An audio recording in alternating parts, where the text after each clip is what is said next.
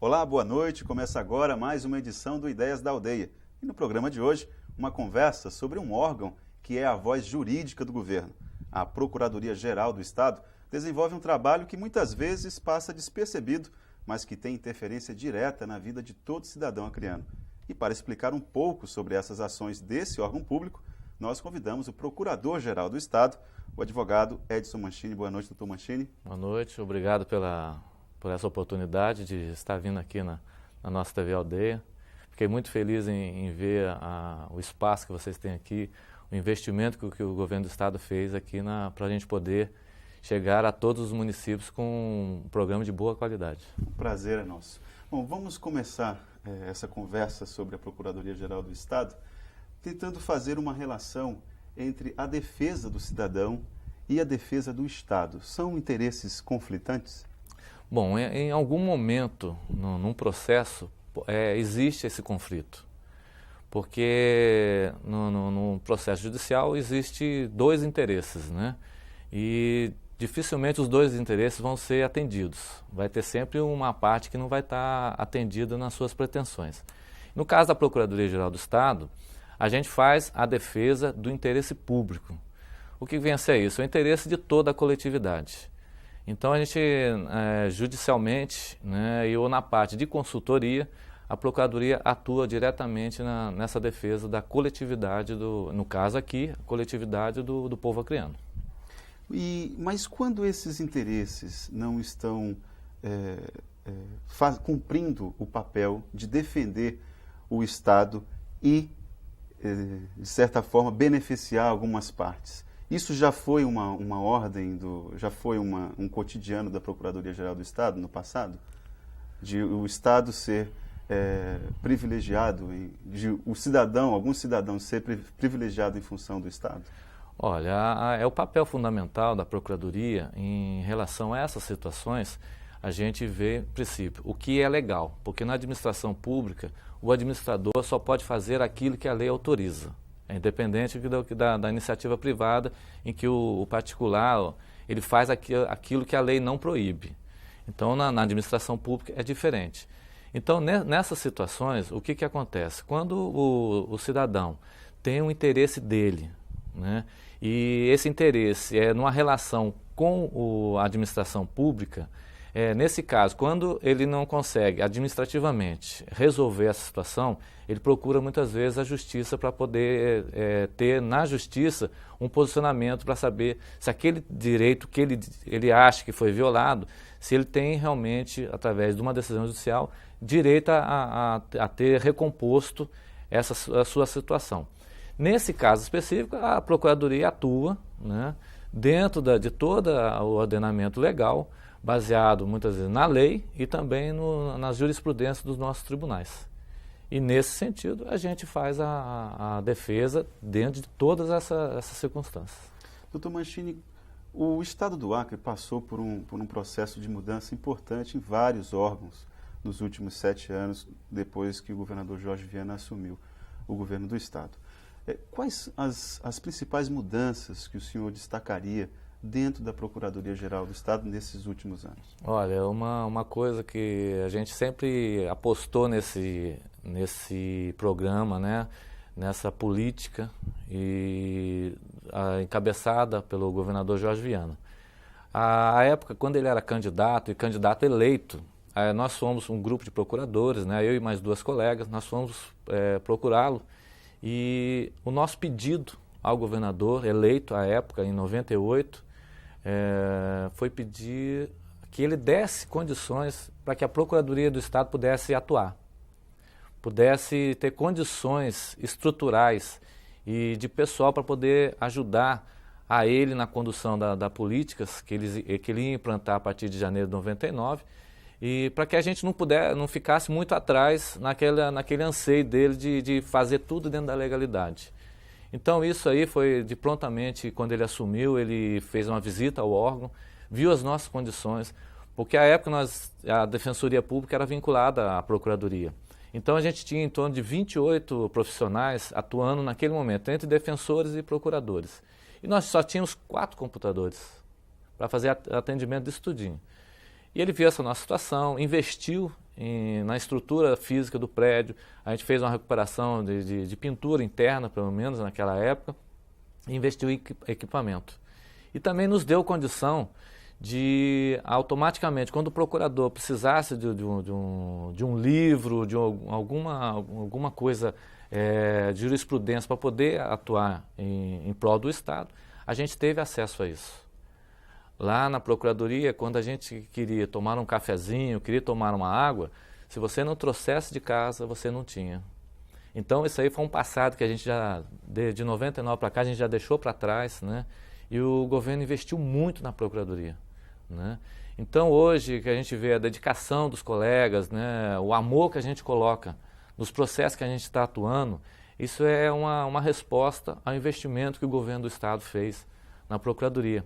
Porque o governador entendeu de que se tiver um órgão de consultoria e de defesa do Estado eficiente, atuante, todos os atos dele, né, na frente da administração, estaria respaldado, né? E a gente teve isso com o governador Jorge Viana, essa interação, né, de estar próximo ao governo, o governo sempre consultando a Procuradoria, né, nesses casos, na aplicação dos convênios, na feitura das leis, né? E a Procuradoria se tornou uma espécie de referência, que não era. Nós fizemos uma parceria, porque a Procuradoria ela não defende o governador, ela não defende o governo, ela defende o Estado, né? Então, no momento que o governador Jorge Viana assumiu, houve uma simbiose de Estado e governo. Então, a gente ficou muito à vontade de fazer essa parceria, né, da Procuradoria com o governador e com o governo, porque era uma coisa só. A política do governador para o Estado era uma coisa para abranger todo mundo. Não era uma coisa eletiva, olha, vamos atuar em cima só de um segmento. Não, era de todo o povo. E como a Procuradoria faz a defesa da sociedade, a gente ficou muito à vontade de estar sempre junto com ele e estar ali ao lado para poder ajudá-lo, ajudar dentro da legalidade a fazer a condução das políticas que ele aplicou ao nosso Estado. Doutor Mancini, que a Procuradoria não está para defender o governador, acho que isso ficou claro. O senhor poderia explicar melhor essa divisão entre governo e Estado? Bom, o governo é o ente político que está à frente da administração pública no momento em que a população escolhe o seu mandatário, né? Então, aquele mandatário, ele eleito, ele traz junto com ele uma proposta de condução das políticas públicas, né?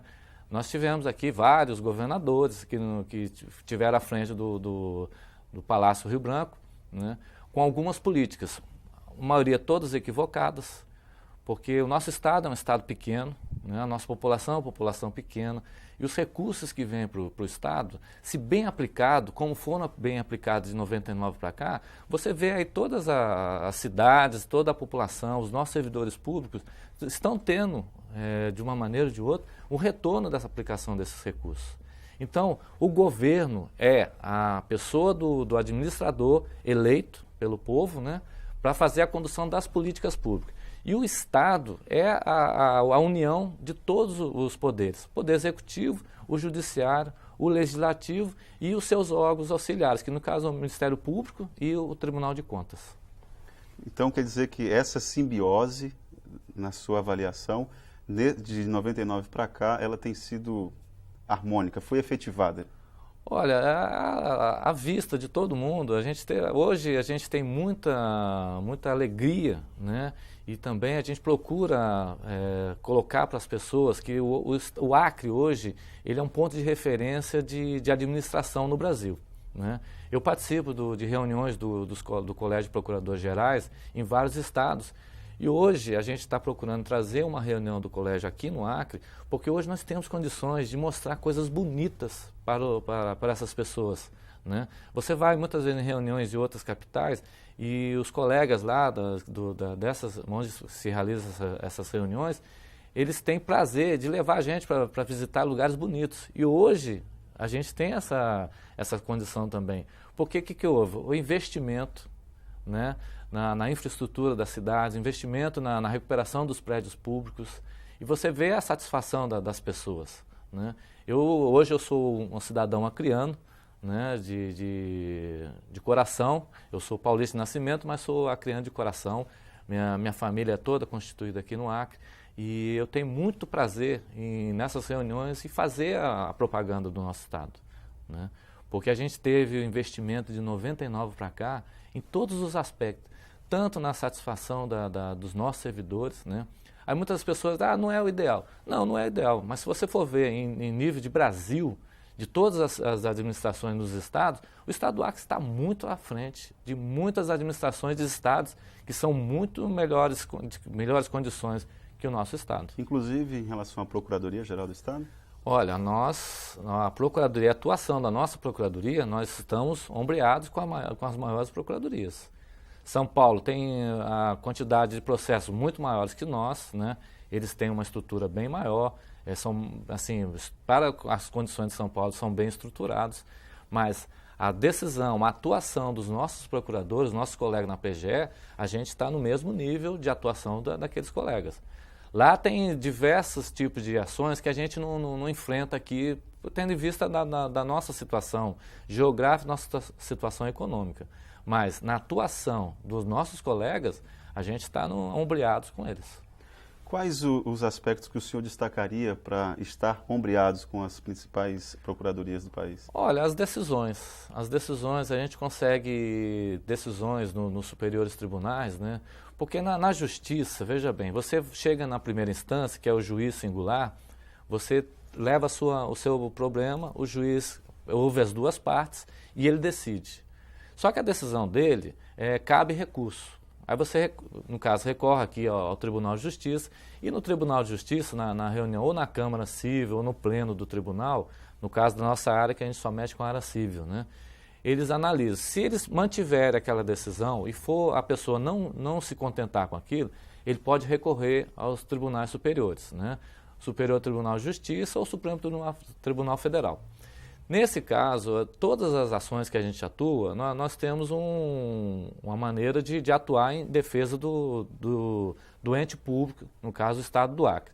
A gente tem levado várias questões ao STJ, ao STF, em que o STF e o STJ consideram que a nossa posição frente à lei, frente à decisão que foi tirada aqui, ela é correta e muitas vezes reforma as decisões aqui dos nossos tribunais. Então, por isso que eu considero que nós estamos ombreados com os outros colegas, porque a mesma atuação deles lá, com a melhor estrutura, a gente faz a mesma coisa aqui num estado pequeno e a gente consegue as mesmas decisões favoráveis a quem a gente defende, que são os estados, né? Doutor Machini, para finalizar essa conversa aqui no primeiro bloco, quais são as conquistas que a Procuradoria-Geral do Estado conseguiu realizar nos últimos anos que não podem mais retroceder?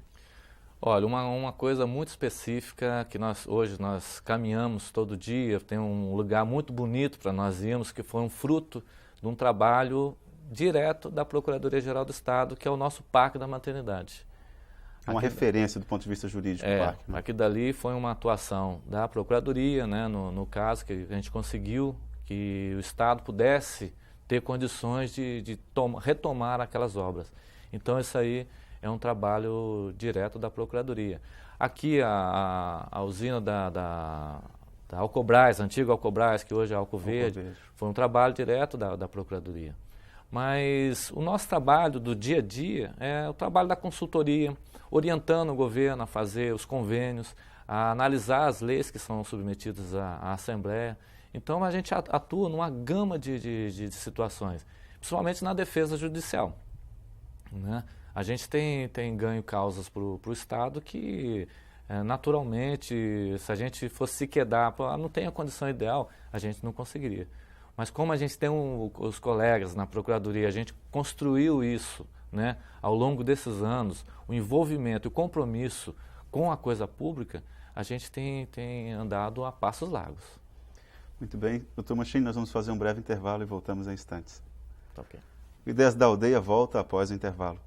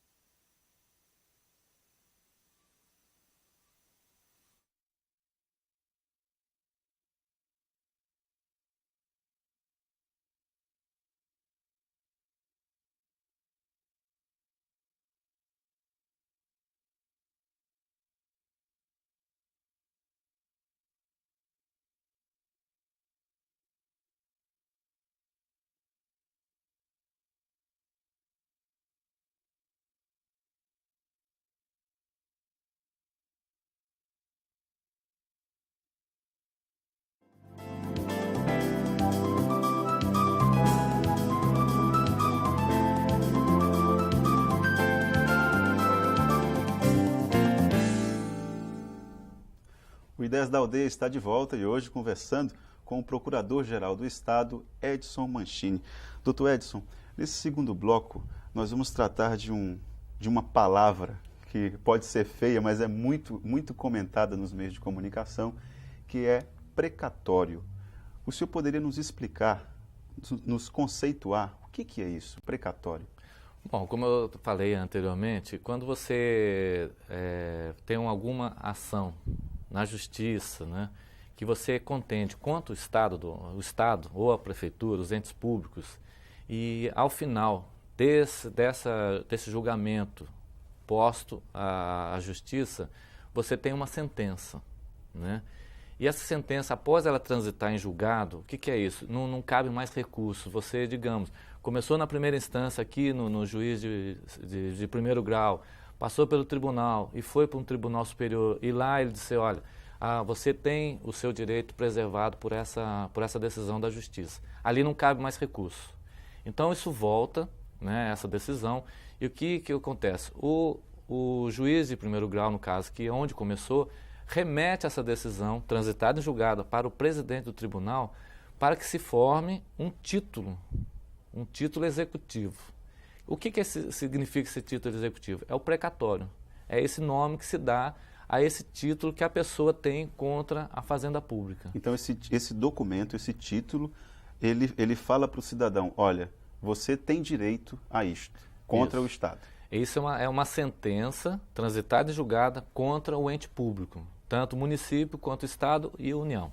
Né? Então isso no jargão popular, o jargão jurídico, se chama precatório. Né? É um título que a pessoa tem contra um desses entes públicos. Né? Aí se dá o nome de precatório.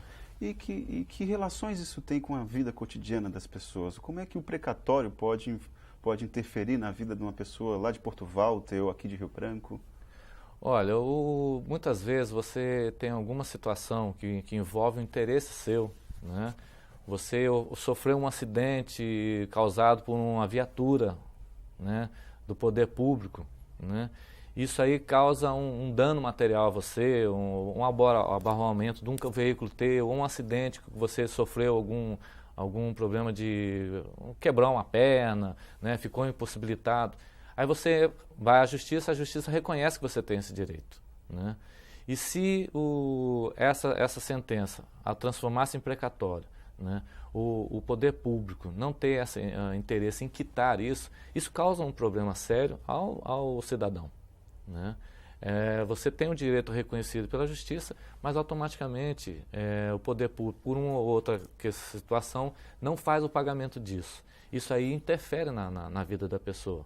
Principalmente nesses casos específicos, você sofreu um dano físico ou um dano patrimonial. Né? Doutor Mancini, já teve alguma situação em que o Estado se negou a se defender, a Procuradoria-Geral do Estado não buscou a defesa de 99 para trás?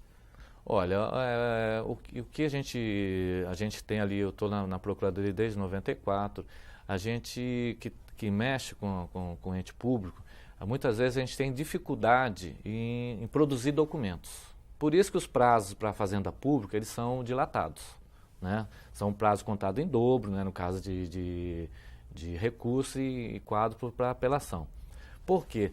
Porque tem muita dificuldade você, num processo que se move contra o Estado, em você juntar documentos para provar que o Estado fez ou cumpriu com aquela obrigação, ou já está com aquilo quitado.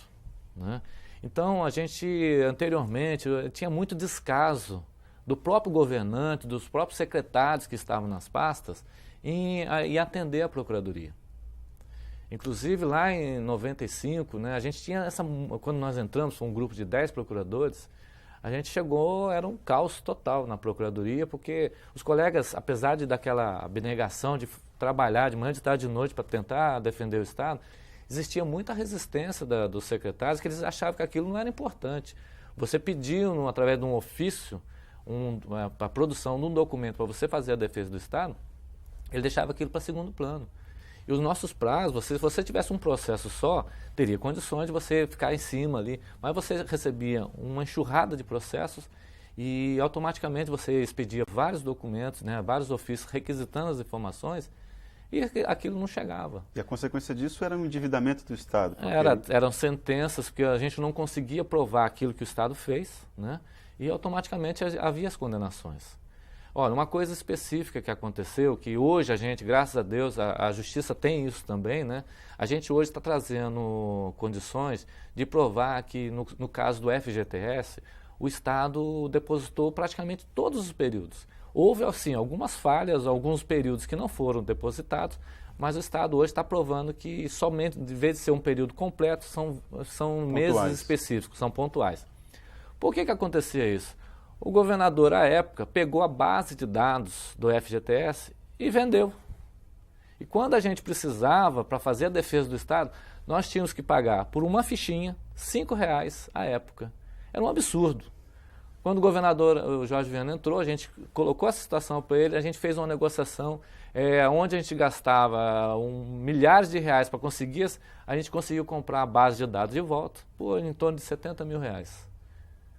E hoje nós temos condições de, na Justiça, provar que nós recolhemos efetivamente, se não 100% do período, pontualmente ficou faltando alguma coisa. Então, hoje a gente está recolhendo o que é devido nessas ações e a Justiça tem acatado isso. A gente fez vários processos em Brasileia, em que a gente demonstrou hoje que o Estado só está devendo, digamos, de 10 eu só estou devendo 1, e a Justiça reconhece aquilo, porque senão existe um enriquecimento sem causa do trabalhador que tem essa ação contra o Estado. Né? E o governo do Estado do Acre, o atual governo do Estado do Acre, vez por outra é acusado de não querer pagar precatórios. Qual é a sua avaliação disso aí? Olha, quando o governador assumiu em 99, então precatório no Estado do Acre parece um palavrão, né? Aí ele, como ele estava começando o governo, ele queria entender toda a administração nesses pontos específicos. E nós chegamos a ele e falamos ao governador, a Procuradoria-Geral do Estado não tem esse controle. Ele falou, mas por quê? Porque, olha, anteriormente os ofícios saíam dos tribunais, iam direto para o governador e o governador mandava para a Secretaria de Planejamento, para a inclusão no orçamento e para a Secretaria de Fazenda. E nós, praticamente da PGE, não tínhamos o acompanhamento disso. Então ele mudou essa sistemática. Tudo que era encaminhado para ele referente à Justiça passa pela Procuradoria. E aí o que nós fizemos? Nós montamos um setor dentro da Procuradoria que nós não tínhamos, um setor de cálculos, né, para que a gente pudesse resgatar esses processos de precatórios. Né? Teve processos que a gente teve que copiar, restaurar os autos, porque a gente não tinha nada lá. Né? E em cima daquilo, a gente começou a trabalhar, a fazer cálculos e mais cálculos dentro da jurisprudência, né? Dentro das decisões dos tribunais. E nós fomos construindo uma base de dados quanto aos precatórios. Nós estamos nisso desde 2000, fazendo esses levantamentos. E até certo ponto, a gente até agradece os governadores anteriores e não ter começado a pagar alguns tipos de precatórios. Porque eles eram irreais. Irreais, totalmente irreais. Eram processos que estavam inflados, situações principalmente dos planos econômicos, né, naquela época de 87, que se deu a URP, Plano Bresser, Collor, e isso aí o governo do Estado está aprovando, inclusive já temos decisões do Tribunal Superior do Trabalho, em que na sentença está previsto que quando eu for pagar o que é devido, o que foi estabelecido nos planos, eu tenho que compensar com o que foi dado pelo Estado. Então isso aí, nessa compensação, automaticamente esses grandes precatórios, eles somem. Né? Nessa revisão de valores, doutor Mancini, a qual número vocês chegaram? Olha, o que nós temos apresentados com valores de 94, 95, é em torno de 78 milhões pelos tribunais, sem a correção devida daquele período para cá. Nos nossos cálculos, hoje, né, a gente está em torno de 8 milhões de reais só. Tá? Tem vários processos que a gente impugnou, né? Que foi acatado pelo então presidente do TRT. Posteriormente, houve uma desconstituições dessas decisões pela outra presidência do tribunal e nós recorremos ao TST. Tem um caso específico que não fomos nós que recorremos, para não criar também um atrito com nossos servidores. Houve a impugnação, o presidente do tribunal deferiu, e os próprios servidores da Procuradoria-Geral do Estado... Deferiu, ele concordou? Concordou. E o advogado dos servidores da Procuradoria recorreu ao Tribunal Superior do Trabalho contra aquela decisão. E o Tribunal Superior do Trabalho disse, não, a Procuradoria-Geral do Estado está correta, tem que ser feita a compensação. E um processo em torno de 3 milhões de reais, hoje, corrigido, a gente deve 9 mil. Então, a gente se alertou para essa situação, né? E aí a gente focou mais nesses casos. Tem um processo recente de 32 milhões de reais que automaticamente, com a compensação, a gente não deve nada. Um processo de 32 milhões que, na verdade... O Estado do Acre não deve nada. Então, a nossa preocupação, a nossa intransigência na defesa do Estado, no pagamento dos precatórios, é como o governador colocou para nós. Nós vamos pagar o que é devido, né? Dentro das condições que o Estado do Acre tem, dentro das nossas condições financeiras. Porque a gente não pode perder de vista que o governo, né, do governo Jorge Viana, nós fizemos plano de cargos e salários para todo mundo, desde 99, de janeiro de 99, que a gente recebe dentro do mês, né? Então isso, o servidor não pode dizer que está tendo prejuízo, né? Agora, nós já estamos fazendo um trabalho desde 2000, para poder chegar à justiça e dizer, olha, o que nós temos aqui é isso aqui que é o correto na nossa visão. Vamos chamar as partes para negociar e fazer os pagamentos. Nós já estamos com todos os precatórios preferenciais, que são precatórios de pequeno valor, até 9 mil reais, pagos. Nós pagamos no ano de 2003 95 precatórios. As requisições de pequeno valor, que são requisições que não precisam formar precatório, até 9 mil reais o Estado não está devendo nenhuma. Porque a lei diz que assim que o presidente do tribunal apresenta para nós essa requisição de pequeno valor, nós temos um prazo até 60 dias para pagarmos, o Estado. E o governador determinou, nesses casos que a gente não tem mais defesa, ou naqueles casos em que já tem várias decisões lá em cima dos tribunais superiores, em que não adianta a gente ficar recorrendo, o que nós temos na Procuradoria? Eu dispenso, o colega faz um arrazoado, um pedido de dispensa de recurso, eu concordo, automaticamente isso aí se transforma, se for pequeno valor, até 9 mil reais, se transforma numa determinação da Justiça, chega para o Estado, até 60 dias a gente paga, né? E a gente tem um contato com a Secretaria de Fazenda, à época o Mâncio, o Pereira, hoje o Orlando, que tudo que a gente manda para eles já paga automaticamente, já acredita na conta do nosso servidor. Doutor Machini, o senhor fez referência aí ao Tribunal Regional do Trabalho. Eu queria que o senhor explicasse para a gente, de forma resumida, o que foi que aconteceu na última semana, ali pegando a semana do Carnaval, que fez com que uma decisão tomada pelo TRT tivesse que ter um recurso por parte da Procuradoria-Geral do Estado lá no Tribunal Superior. O senhor poderia explicar para a gente o que aconteceu? Olha, como eu te falei, desde o ano de 2000 que nós estamos trabalhando em cima disso. Aí a colega Maria Cesarineide, que hoje está lá no TRT, ela estava à frente da nossa Procuradoria Judicial e sempre foi preocupação de como é que a gente ia resolver isso. E tem alguns estados que tomaram a frente nesse caso. Minas Gerais, que fez um convênio com o próprio Tribunal do Trabalho, em que a Procuradoria-Geral do Estado, junto com a Justiça, fizeram um acordo em que chamaria as partes e negociaria ali na frente do juiz como é que se pagaria aqueles precatórios, reduzindo o máximo possível para poder efetivamente pagar. Porque tem coisas que realmente a demora criou-se essa situação. Lá em Goiás, nós tivemos a experiência do Pará. Então a gente trouxe isso para nós, para a gente levar no dia a dia. Nós começamos com o Dr. Vulmar, que era o presidente do TRT à época, em tabular essas negociações. Agora, tinha aqueles precatórios que a gente tinha dúvida por causa dos valores, que eram valores absurdos, né? E em cima disso a gente tentou fechar esse convênio com o TRT, mas quando o TRT, da 14ª, colocava que essas situações das compensações não poderiam entrar na negociação, o Estado do Acre colocou uma situação que era irreal para nós. Como é que eu vou pagar uma coisa que eu sei que não é o certo? Né? Então houve um impasse nesse caso.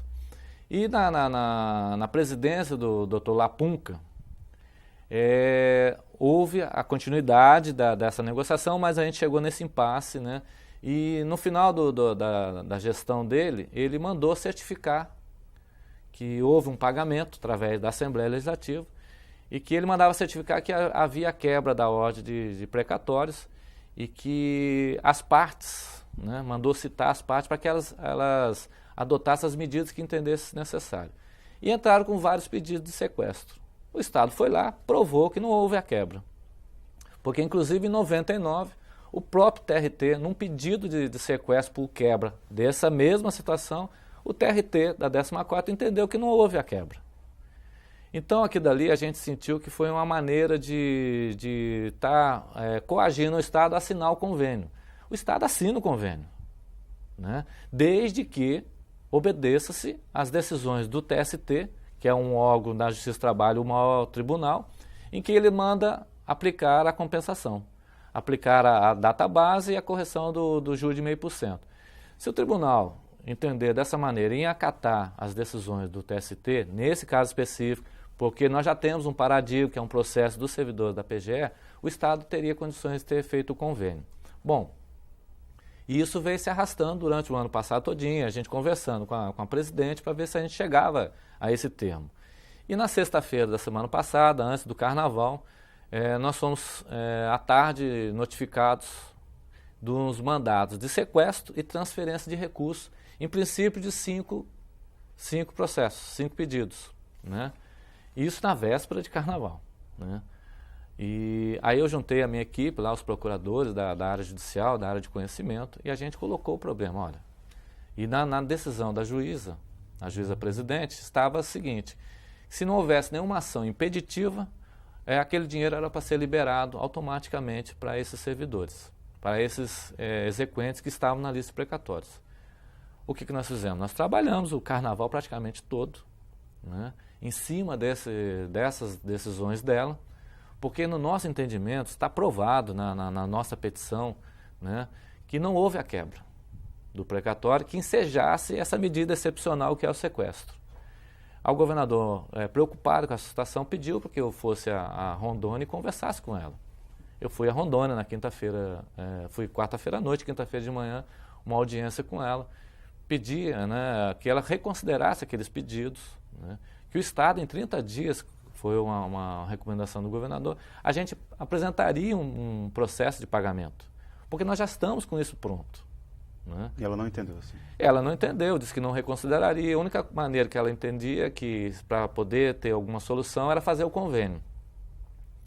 E como não houve entendimento, né, eu contei também da nossa situação que a gente estava passando, por causa da alagação, todo o envolvimento do governo do Estado em minimizar o sofrimento dessas pessoas, com dispêndio de muitos recursos, né? Mas isso aí ela não quis levar em consideração.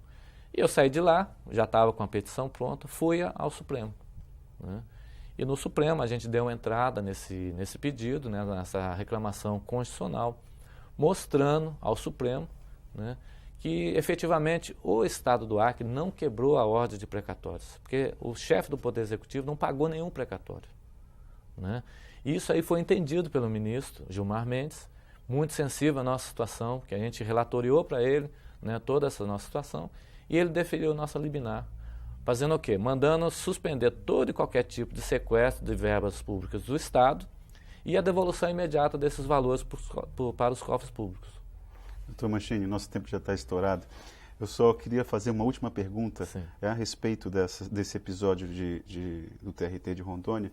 O senhor acredita que esse episódio contribui para a instalação e a necessidade de instalação de um Tribunal Regional do Trabalho aqui no Acre? Olha, eu tive agora em Brasília até uma necessidade nossa da Procuradoria de deixar um procurador especificamente lá em Brasília e um lá em Rondônia. Porque você tendo um acesso direto ao juiz, no dia a dia, você conhecendo o juiz, colocando para ele a situação fática que você vive, esse relacionamento torna você mais próximo, né? No nosso caso aqui, o TRT, a sede é lá em Rondônia. Então fica muito difícil o juiz lá, mesmo que ele tenha toda a isenção possível, ele não conhece a nossa realidade, a realidade do nosso trabalhador lá no município, seja servidor público ou da iniciativa privada. Então isso aí torna ele muito distante da nossa realidade, né, do dia a dia. E com o nosso tribunal aqui no estado do Acre, tendo juízes que você consiga ali bater na porta dele, ser atendido, né? Você leva para ele a sua situação e ele vai ver no olho a olho que você tem aquela coisa ali que está te incomodando, né? Que precisa de uma resposta imediata da justiça. Então eu acho que esse episódio veio mais uma vez mostrar que o nosso tribunal já deveria ter sido criado, né? Porque o estado do Acre merece um tribunal do trabalho aqui, com juízes que você possa ter um contato e decidir, não porque está no estado do Acre a favor do ente público, mas decidir conforme da nossa situação que a gente vive no dia a dia. Doutor Machini, agradeço muito a sua participação aqui no Ideias da Aldeia. Obrigado pela oportunidade, a Procuradoria-Geral do Estado também agradece. Eu quero enfatizar que esse trabalho, essa decisão favorável ao Estado, foi um trabalho de um conjunto de procuradores que se sentiram magoados e ofendidos com essa decisão, porque não se levou em consideração todo um trabalho, toda uma pesquisa feita em cima desse problema do precatório. Então todo mundo se uniu, como é o normal na Procuradoria, e a gente, graças a Deus, conseguimos essa decisão. Porque, eu sempre falei lá quando a gente começou, nós estamos com a verdade. Então a verdade, no momento certo, vai prevalecer, e o ministro, graças a Deus, entendeu dos nossos argumentos. Que seja assim sempre. Parabéns. Obrigado.